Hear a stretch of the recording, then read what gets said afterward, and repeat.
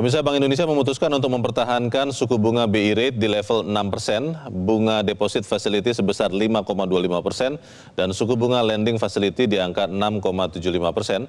Hal ini sejalan dengan fokus kebijakan moneter Bank Indonesia yang pro-stability dan forward-looking.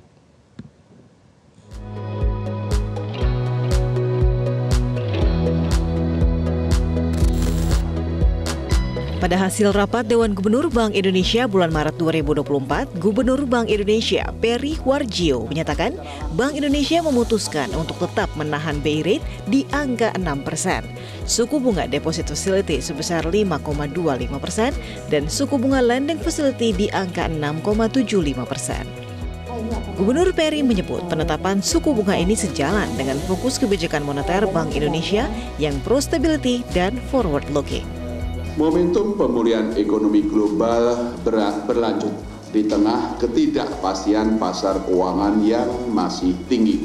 Pertumbuhan ekonomi global pada 2024 diperkirakan mencapai 3%. Pertumbuhan ekonomi Amerika Serikat tetap kuat ditopang oleh permintaan domestik.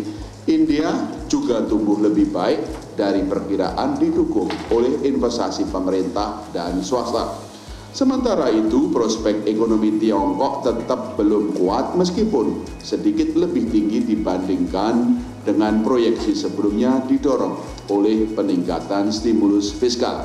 Berdasarkan evaluasi menyeluruh terhadap perkembangan terkini dan prospek ekonomi ke depan, rapat Dewan Gubernur Bank Indonesia pada 19 dan 20 Maret 2024 memutuskan untuk mempertahankan BI rate sebesar 6%, suku bunga deposit facility tetap sebesar 5,25%, dan suku bunga lending facility tetap sebesar 6,75%. Lebih lanjut, Gubernur Peri menyebut inflasi, khususnya untuk komponen bergejolak atau volatile food, juga menjadi perhatian Bank Indonesia.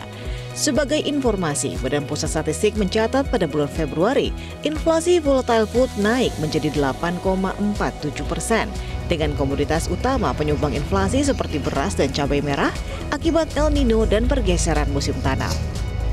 Namun Bank Indonesia yakin hal ini hanya sementara dan akan kembali stabil menjelang masa panen.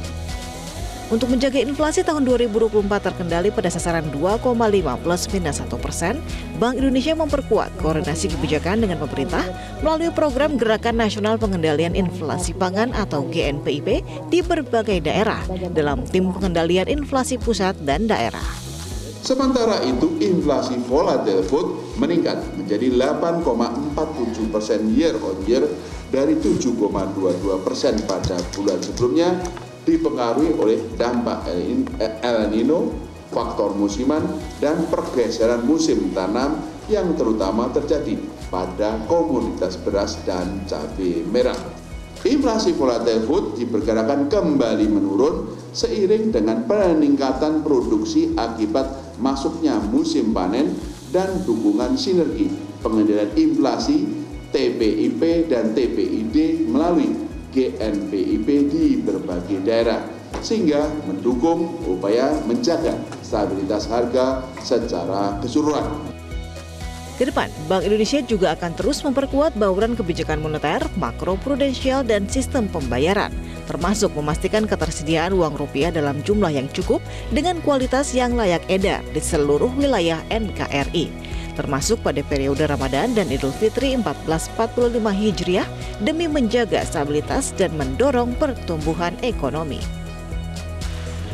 Dari Jakarta, Insan Suwardi, Agus Taufik, Metro TV. Jelajahi cara baru mendapatkan informasi. Download Metro TV Extend sekarang.